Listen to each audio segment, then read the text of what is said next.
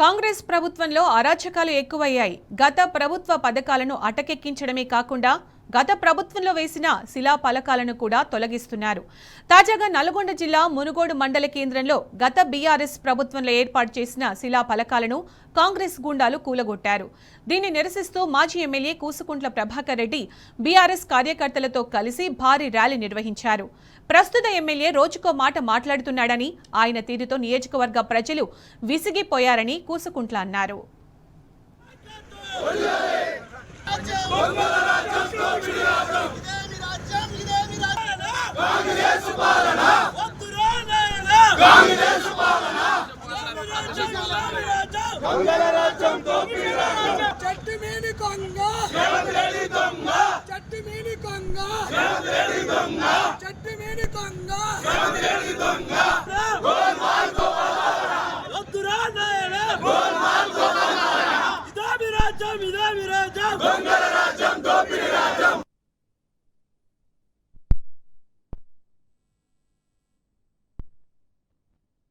అవతారం చూస్తే ఏంది అని అడిగితే ఒక ఆయన అడిగి కలిసిండు అక్కడ నాకు.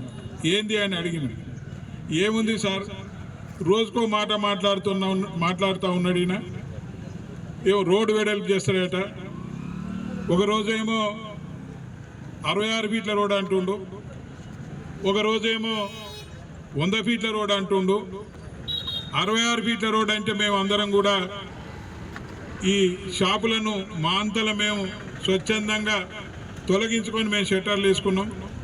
షట్టర్లు వేసుకోగానే ఇది కాదు 100 ఫీట్ల రోడ్ అని మళ్ళీ చెప్తా ఉన్నాడు. ఏ రోడ్డు చేస్తాడో ఆ రోడ్డు చేస్తే బాగుండు, చేసేది లేదు, పోయేది లేదు. మాటలు ఎక్కువ, చేతలు తక్కువ. వస్తుండు గాలి మాటలు మాట్లాడుతుండు, గాలి తిరిగినట్టు చేస్తూ ఉన్నాడని చెప్తా ఉన్నాడు. అసలు ఆ ఎస్సీ కాలనీ చూస్తానికి కూడా ఇబ్బందికరంగా ఉండేది.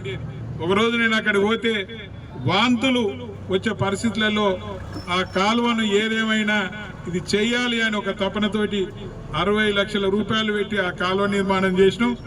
ఇదే షాప్ల వెనుక కూడా ఒక కాలువ ఉండే, ఆ కాలువ ఈ షాపులంతా వస్తే కూడా ఆ కాలువ నిర్మాణం చేసి ఈ మునుగోడు ప్రజల రుణం తీర్చుకోవడానికి సర్వదా ప్రయత్నం చేసినాం.